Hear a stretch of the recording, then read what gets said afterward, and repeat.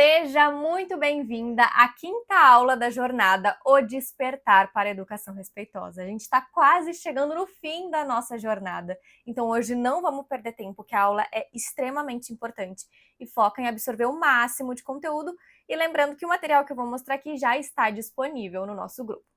Então vamos lá, que o tema da aula de hoje é a educação respeitosa para além do educar, trazendo o foco para o processo de desmame e de desfraude, que foi muito pedido por vocês. E o que nós vamos aprender juntas aqui hoje? A educação respeitosa para além de normas e limites, como treinar o nosso olhar para a educação respeitosa, como realizar, como ajudar a criança no processo do desfraude consciente e do desmame gentil. E eu já começo essa aula te fazendo uma pergunta, né? Tu já tá 4 aulas nessa jornada que tu tem que saber me responder. O que é a educação respeitosa? Pensa aí, deixa o teu comentário aqui. Porque é plenamente normal que as pessoas tenham uma visão mais limitada, que foque ali só pensando nas ferramentas, normas e limites. Isso é algo plenamente normal, principalmente para quem está se inserindo agora na educação respeitosa. Tá recém subindo nesse barco, eu tô fazendo muitas analogias com barco, né, nessa nossa jornada. Tá recém subindo no barco e ainda não conhece esse mar inteiro da educação respeitosa. Então, quando vocês entrarem lá na comunidade hipólita, que vocês vão ver esse marzão inteiro, vocês vão ver que a educação respeitosa, ela vai para muito além das normas e limites. De focar no comportamento desafiador, na birra. Vai ver que a educação respeitosa, ela tá em tudo. Porque a educação respeitosa, ela compõe as vivências da criança, desde o desenvolvimento físico até o desenvolvimento psicológico. Então, desde a criança perceber o próprio corpo, desenvolvimento de habilidades emocionais, até mesmo de como tu vê, como tu vivencia a tua maternidade, tudo isso compõe a educação respeitosa.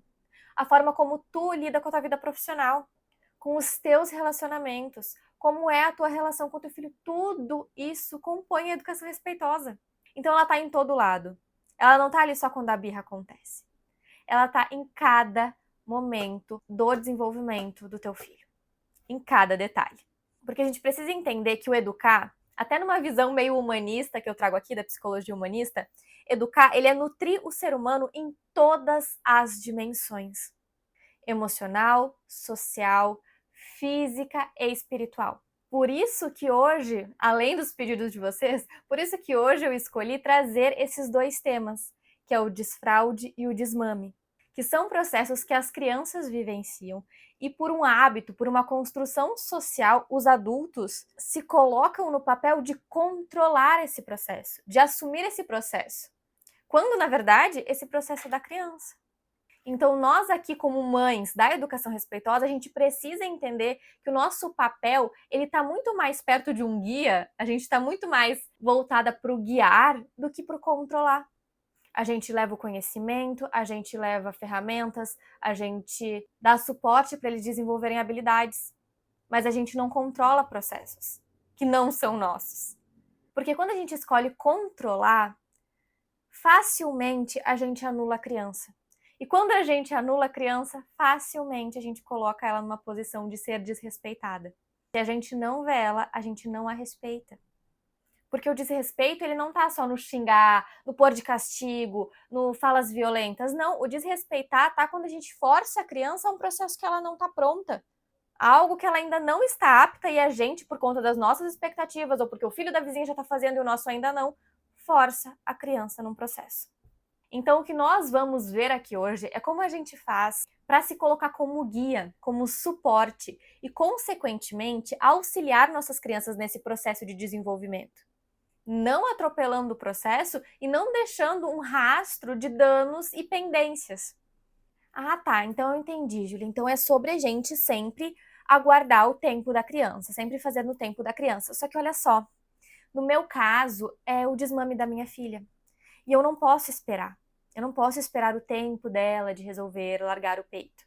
Porque a amamentação tá insustentável aqui, tá me gerando sofrimento, não tem mais como eu prosseguir com essa amamentação. Fiz tudo que podia, não posso mais. E ok, está tudo bem. Porque a gente pode guiar o processo de desmame.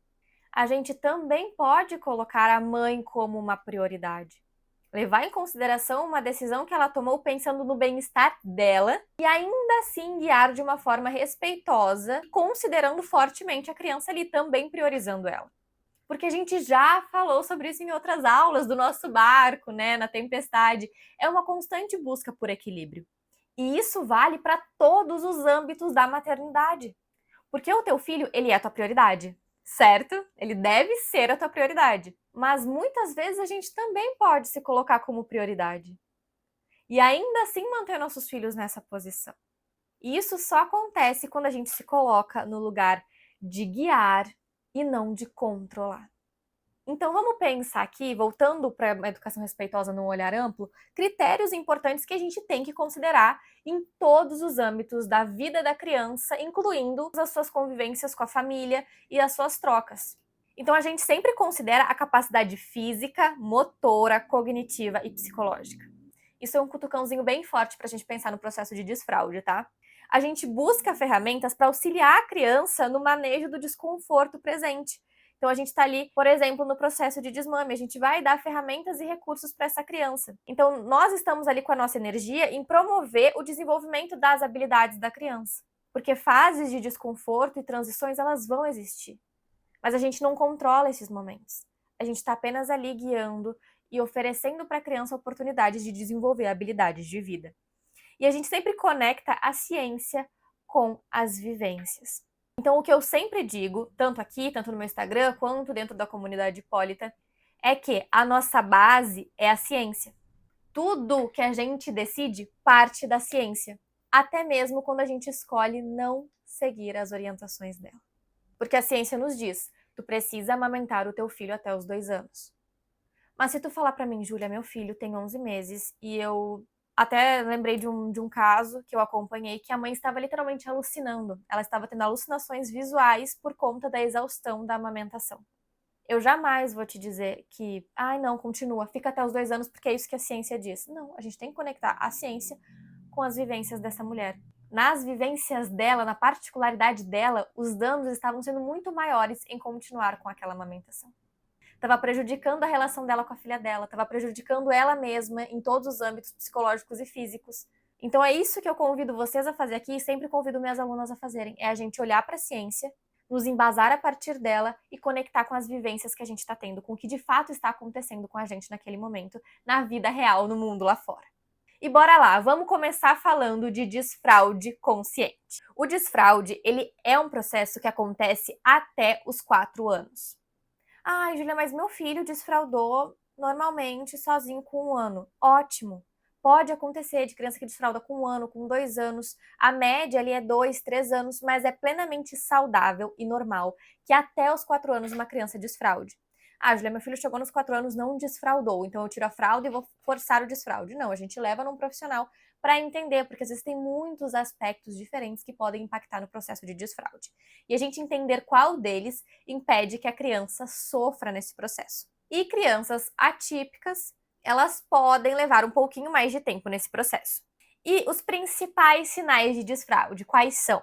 O incômodo com a fralda suja, então a criança faz xixi, pede para trocar, faz cocô, pede para trocar, se esconde para fazer xixi e cocô, tira a fralda. No verão, então, às vezes a criança fica só de fralda quando vê a criança tá correndo pelada. O interesse pelo pinico, pelo vaso, então ela vai no banheiro, ela imita os pais, imita os cuidadores. E aí, ok, temos esses sinais de desfraude. Júlia, meu filho tem todos esses sinais. O que a gente faz a partir daí? Se tu respondeu tirar a fralda, tu está plenamente errada. O que a gente faz a partir do aparecimento desses sinais? A gente traz foco ao tema. A gente percebe que a criança está pronta para entrar nesse mundo do desfraude. Entrar, não sair. Sair é quando o desfraude está completo. Então ela está entrando nesse mundo, entrando nesse processo. E aí o que a gente faz para trazer foco ao tema? A gente já compra o pinico, um assento redutor, dependendo do que tu for usar na tua casa. É interessante que tenha alguma coisa, mas muitas crianças desfraudam no vaso normal. Trazer livros sobre desfraude, histórias sobre desfraude, tem desenhos, né, se a criança já assiste, desenhos que trazem o tema. Já trazer para a criança no uso diário, né, durante o dia, principalmente durante a noite isso não interfere, mas durante o dia, uso da fralda Pants, que é aquela que não tem a tirinha de abrir, sabe? É aquela que veste como uma calça, assim como diz o nome. E aí aquela fralda proporciona para a criança uma maior autonomia. Então a criança já consegue ir ao banheiro, tirar a fralda, fazer o xixizinho e botar a fralda de novo, se assemelhando a calcinha, a cuequinha. E a gente já começa a explicar para a criança sobre o desfraude. Que ela está crescendo, que ela sempre fez xixi na fraldinha, mas que agora ela não vai mais precisar, que ela vai usar calcinha que nem a mamãe ou cueca que nem o papai, e explicando para a criança o que vem a acontecer daqui em diante.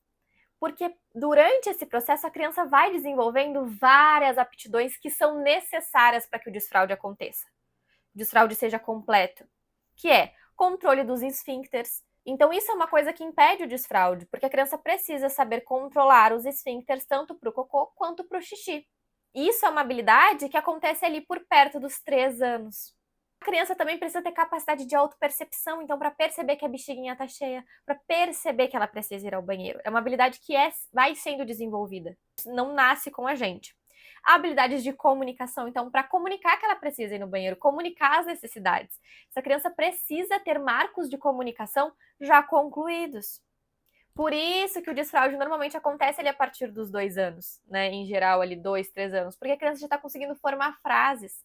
Ela já está com a habilidade de comunicação evoluindo numa crescente muito significativa. E também quando a gente fala do desfraude noturno, que normalmente ele não acontece em paralelo, a criança desfralda de dia para depois desfraldar de noite. Não que não existam exceções, mas em geral é dessa forma que acontece. Porque para a criança conseguir desfraldar de noite, ela precisa já estar produzindo o hormônio vasopressina, que é um hormônio antidiurético. Esse hormônio faz com que os rins não produzam urina durante a noite e, consequentemente, a gente não acorde para fazer xixi. E as crianças não nascem com esse hormônio. Esse hormônio ele vai começar a ser produzido ali, normalmente, quando chega no desfraude noturno. Que aí elas não produzem essa urina durante a noite, consequentemente não fazem, né, em quantidade, não fazem o xixi durante a noite. Por isso que aquilo de ficar acordando a criança para ir no banheiro é a pior coisa que existe no mundo, porque tu desregula toda a produção de hormônio da criança. Então a criança perde qualidade de sono e perde uma constante da produção desse hormônio. Por isso que eu falo, gente, desfraude consciente. É insano que em pleno 2024 as pessoas ainda façam aquele desfraude com treinamento, forçando, porque é muito prejudicial para a criança. Não é à toa que a gente vê criança ali com 7, 8, 9, 10 anos fazendo xixi na cama ainda. Porque foi forçado um processo que quando a criança nem tinha hormônios ainda para vivenciar, foi forçado. Então, olha como é importante isso que a gente está falando aqui hoje, né? Já encaminha essa aula para todas as mães que tu conhece que estão com os filhos perto do processo de desfraude. Isso é muito importante. Então tá, Júlia, mas então quando que eu retiro a fralda? Se eu não retiro quando os sinais de prontidão aparecem, então quando que eu vou retirar essa fralda? A gente tira a fralda quando ela não é mais necessária. Essa criança está com a fralda seca. Eu falo da regra dos 3 dias. 3 dias que essa criança tá com a fralda seca durante o dia. Filho, olha só, você não tá mais usando sua fralda, você viu? Você tá conseguindo ir no banheiro. Vamos tentar ficar sem a fralda? Provavelmente a criança vai ficar animada. Se ela não teve nenhuma experiência traumática com o desfraude antes, ela vai ficar animada. E ela vai querer tirar. E a partir daí, as coisas engrenam muito bem. O que não é uma garantia de que vocês chegaram no fim do processo. Vou falar sobre isso depois. E durante a noite a mesma coisa. 3 noites que essa criança está acordando com a fralda seca, bom, temos um bom sinal por aí. É válido a tentativa da gente já retirar essa fralda e ver como as coisas vêm daqui em diante. Tá, Júlia, mas então, beleza, meu filho ficou 3 dias sem usar a fralda sequinha. Posso, então, tirar a fralda? Pode. Nunca mais vou precisar colocar a fralda de novo? Não sabemos. O desfraude, ele é um processo inconstante. Então, às vezes, a criança tira a fralda, passa ali 2 semanas fazendo o xixi bem certinho no vaso e quando ela começa a ter escapes constantes. A gente vai deixar a criança toda mijada ali? A gente acha isso fim, deixar a criança toda mijada. Ninguém merece passar por isso. Ninguém no mundo merece. A criança começou a fazer muito xixizinho, muito escape, uma coisa realmente muito recorrente, ou a criança pediu pela fralda de novo, a gente volta com a fralda. Percebeu que a criança tá pronta? A gente tira de novo. A gente não precisa ter pressa. Não é porque o filho da vizinha tá lá desfraldado com 1 ano que o teu precisa ser assim também. Que eu sempre me lembro de uma aluna que falava, Júlia, mas eu sinto tanta pressão porque o meu filho tem um enteado e ele desfraldou muito cedo e todo mundo fica me cobrando. Eu falei, o teu enteado que tu vive me contando que tá com infecção urinária recorrente, o teu enteado que ainda faz xixi na cama, ele que tem uma série de complexos ali, porque teve um desfraude muito turbulento, muito violento, no sentido de forçar a criança a um processo que ela não estava pronta. Aí que ela parou para refletir, porque a gente normalizou uma série de violências com a criança no processo de desfraude. De deixar a criança toda mijada, de deixar a criança cagando que nem bicho pela casa. Ai, gente, eu acho o fim. Isso é, gente, é muita humilhação. É só a gente parar pra pensar, porque com criança as pessoas acham tudo normal, mas vamos pensar com um adulto. Uma pessoa sofreu um acidente, teve um dano cerebral, tá usando fralda. Eu olho e penso, não, essa pessoa já melhorou, ela já tá boa, já dá pra tirar a fralda, deixa a pessoa ali toda mijada, toda enhecada, e aí vocês vão falar, Júlia, pelo amor de Deus, a pessoa não tá pronta ainda. Quando ela se recuperar melhor desse acidente, aí quando ela não tiver mais precisando, quando ela conseguir ir no banheiro, daí tu tira a fralda, ela não tá pronta. Parece uma coisa tão óbvia quando a gente fala de adulto, e por que com as crianças deixam os coitados daquele jeito? Que nem bicho pela casa? Tem criança que faz o cocô no chão, pega no cocô, porque, óbvio, tem uma curiosidade com essa fase e não estão prontas cognitivamente para uma série de coisas. Então, vamos pensar nessas microviolências que vão acontecendo no processo de desfraude para a gente poder poupar nossas crianças disso, para a gente preservar as nossas crianças, né? E agora vamos pro desmame gentil? Gente, eu tô tentando ser assim, ó, o mais rápida, porque a gente não pode enrolar muito, mas obviamente dentro do Hipólita tu vai ver isso bem detalhadinho. Chega essa época, gente, eu já tô ansiosa para conhecer as minhas novas Hipólitas, mas vamos lá. O desmame gentil, ele é recomendado a partir dos 2 anos. Por quê?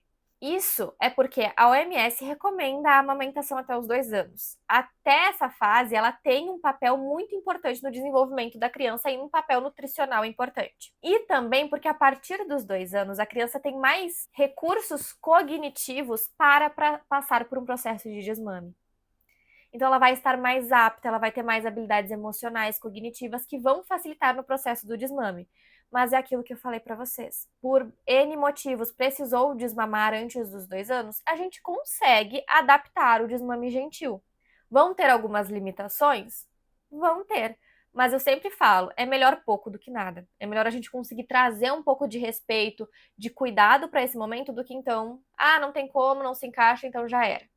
A gente sempre tem que ponderar, a gente mistura, a gente une a ciência com o que nós estamos vivendo, com a nossa realidade. E por que o desmame gentil ele é tão importante? Porque a amamentação ela vai para muito além do alimento. Ela é uma forma de conexão com a mãe e a criança. E mais, ela é uma forma de regulação, é uma estratégia de regulação. Quem amamentou aqui sabe. Ficou triste? Vem pro peito. Ficou com raiva? Vem pro peito. Tá feliz? Também vem pro peito. Tudo que acontece, a criança busca no peito um refúgio. Sempre tem, né, aquele choro, choro, choro, e vem pro peito. Consegue se acalmar. Então o peito ele serve como uma forma de regulação. E no desmame gentil, por ele ser feito gradualmente, a gente vai expondo a criança a pequenas oportunidades de encontrar outras formas de regulação. Por isso ele é tão importante. Vocês já ouviram falar da descompressão dos mergulhadores? Quando eles mergulham muito lá no fundo, e aí eles têm que ir subindo aos poucos depois, para o corpo ir se adaptando e eles conseguirem chegar em segurança na superfície. Gente, tudo é mar nessa jornada, né? Mas enfim, aqui são os exemplos que estão me vindo. Mas é nesse sentido, da gente ir aos poucos, para a gente ter períodos de adaptação, para quando a criança chegar perto da superfície, não sentir o mal-estar. Quando ela abandonar de vez o peito, não sentir tanto mal-estar e tanto desconforto. É tudo no mar, mas vocês estão me entendendo, né? Isso é o importante. E para que esse processo consiga acontecer de forma gradual, é muito importante que exista rotina. A gente já falou sobre isso, a rotina é essencial para o desenvolvimento da criança. A previsibilidade garante um desenvolvimento saudável. A criança se sente segura. A rotina, ela é essencial. E no desmame, isso se faz muito presente, porque a gente vai tirando pequenos períodos do tetezinho da criança. Então, vou trazer o meu exemplo para vocês entenderem. A primeira vez que a gente tirou, a primeira etapa, vamos pensar dessa forma, era que ela não iria mamar da hora do almoço, né? O último tetê ele vinha um pouco antes do almoço, até a hora do soninho. Se essa criança não tem hora do sono, não tem hora de nada, tá tudo desregulado, como que a gente estipula? Porque a criança não vai ter noção de tempo. Ó, filha, vai ser 2 horas sem peito. que é 2 horas para uma criança?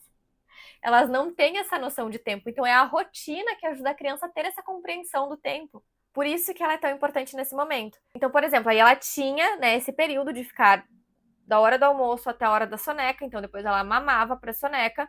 E aí na segunda etapa, que ela já estava ok, ficando bem esse período sem o peito. Ah, filha, agora da hora que tu acorda até a hora que a gente vai dar o nosso passeio, tu vai ficar sem o peito.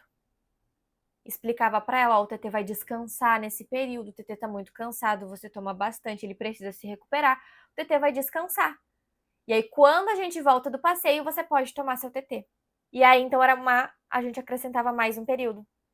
Nesse período, se ela vinha, se acontecer alguma coisa, ela ficava triste, a gente pensava outras formas dela se regular. Eu lembrava, ó, o TT tá descansando. Vamos tentar respirar? Vamos tentar lá fora pegar um ar? Vamos tentar tomar uma água? Vamos tentar abraçar o urso que tu adora? E a gente já ia dando aquelas, como eu falei pra vocês, aquelas pequenas oportunidades de encontrar novas formas de regulação. Então, no desmame gentil, a gente vai tirando gradualmente períodos. E esses períodos que a gente estabelece nessas etapas, como eu falei, então a primeira etapa da Cecília foi do almoço até a soneca, depois a gente acrescentou do almoço até a soneca e da soneca, do fim da soneca até o passeio, depois do fim da soneca até a hora que o papai chega em casa. A gente foi aumentando de pouquinho em pouquinho. E a gente sempre precisa dar esses pequenos passinhos, passinhos de formiguinha. Porque se a gente acaba dando um passo muito grande, a criança vai entrar num sofrimento muito grande, que a gente não vai conseguir sustentar e vai acabar cedendo.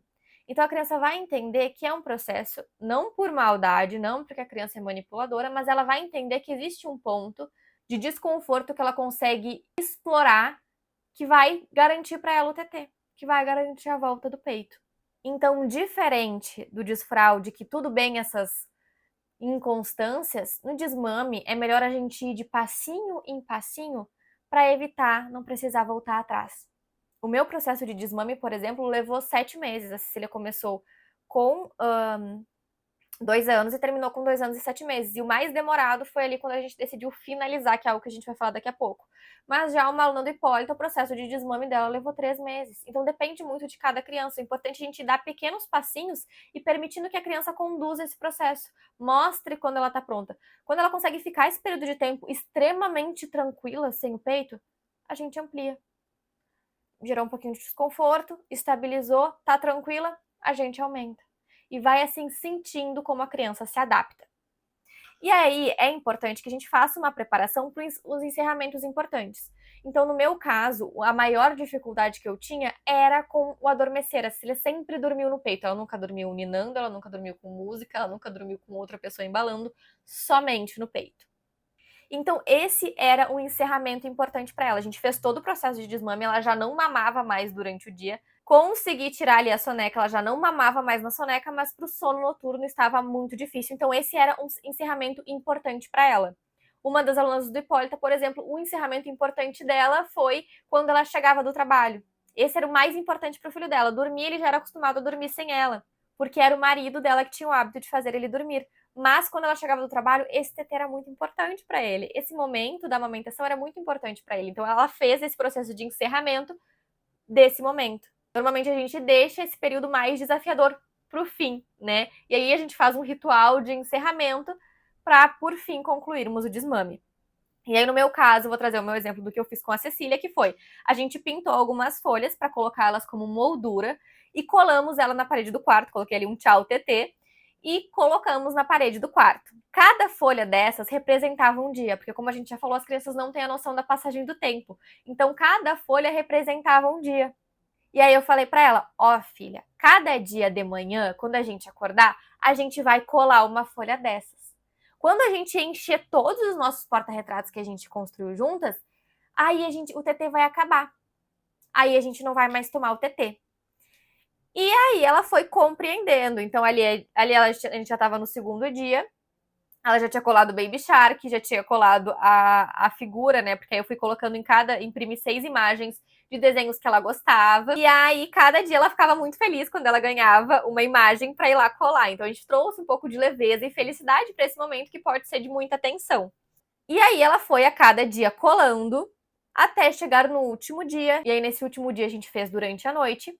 acordei de manhã e falei, ó, filha, hoje, quando chegar perto da hora de dormir, a mamãe vai te dar a tua foto do dia, né? A imagem ali dos personagens. E quando a gente colar, você vai tomar seu último TT e a gente vai dar tchau, tchau pro TT. E aí, no caso dela, a gente ainda fez uma festa, então eu falei pra ela, quando você acordar no outro dia, depois de ter passado a noite inteira sem TT, você vai virar uma princesa fada, porque você vai estar grande, meu amor. E ela ficou muito animada com a festa de princesa fada, então ali ela ganhou uma fantasia com asa, com uma saia que ela ama de paixão, a gente comprou bolo. Eu enchi ela de glitter, ela ficou muito animada, muito feliz ali. Tem a foto, né, do último TT que ela tomou. E aí foi um momento super importante e super leve. Durante a noite, obviamente, foi um momento que ela pediu mais e a gente foi relembrando o que a gente combinou. Ela já sabia o que ia acontecer, então a gente trouxe a previsibilidade e isso permitiu que fosse um processo muito mais tranquilo para ela, porque ela sabia o que iria acontecer a cada dia. Então, olha como um processo que, se a gente faz de qualquer forma, envolve muito choro, muito sofrimento, muito desgaste para a criança, pode se tornar um processo muito mais leve quando a gente se coloca como guias e une o que a criança precisa ao que a gente quer. Então, o que nós aprendemos juntas hoje? Como tomar decisões respeitosas em todos os âmbitos para além do educar, tomada de decisões conscientes, né, considerando a ciência e o que a gente precisa como mulher, como mãe, como guiar o desfraude consciente e como guiar o desmame gentil. Então, nós mudamos, né, o foco do que nos foi ensinado desde sempre e aprendemos a ter menos controle. A gente sai do papel de controladora da educação tradicional e vai para um papel de conexão. A gente aprende a ter menos pressa e dar mais tempo ao tempo. E por fim, a nossa tarefa do dia, muito importante, estamos quase finalizando. Compartilha aqui ou lá no teu Instagram um mito que você já ouviu falar sobre o desmame. Então, que a criança tem que ficar chorando, que é assim, que sofre mesmo, mas é isso mesmo. Ou um mito sobre o desfraude, que tem que deixar a criança se mijando, que é assim mesmo, que faz cocô na calça, que é isso aí. Ou até mesmo mitos sobre a educação respeitosa em geral, que tu ouviu e que você desconstruiu durante essa jornada. Então vamos lá, que a gente está quase chegando no fim da jornada. Compartilhar o mito ou sobre desmame, desfraude ou sobre educação respeitosa. Eu estou ansiosíssima para ver. Essa tarefa é uma que eu estava mais ansiosa para ver as doideiras que podem aparecer. E eu te espero amanhã na nossa última aula da nossa jornada. Vai ser incrível e eu te quero lá.